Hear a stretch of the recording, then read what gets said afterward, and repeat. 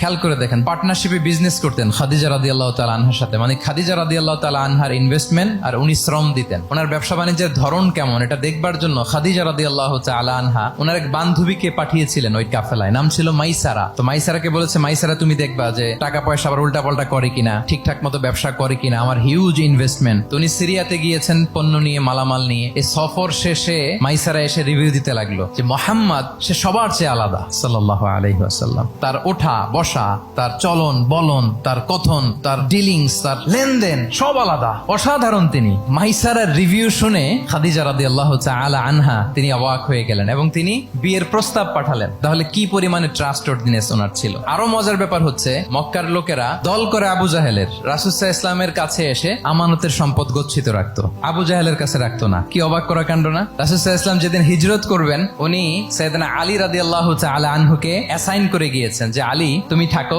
তুমি কয়েকদিন পরে মদিনায় হিজরতে যাবা, আমার কাছে যত আমানতের সম্পদ আছে এগুলো তুমি আগে বিলি করে তারপরে যাবে। রাসূল সাল্লাল্লাহু আবু বকর রাদিয়াল্লাহু তাআলা আনহুকে নিয়ে চলে গেলেন। আমানতের যেই জিনিসগুলো ছিল এগুলো বন্টন করতে সাইয়েদনা আলী রাদিয়াল্লাহু তাআলা আনহু 3 দিন সময় নিয়েছেন। 3 দিন। এত পরিমাণ আমানতের সম্পদ রাসূল সাল্লাল্লাহু আলাইহি ওয়াসাল্লামের কাছে ছিল। আল্লাহু আকবার।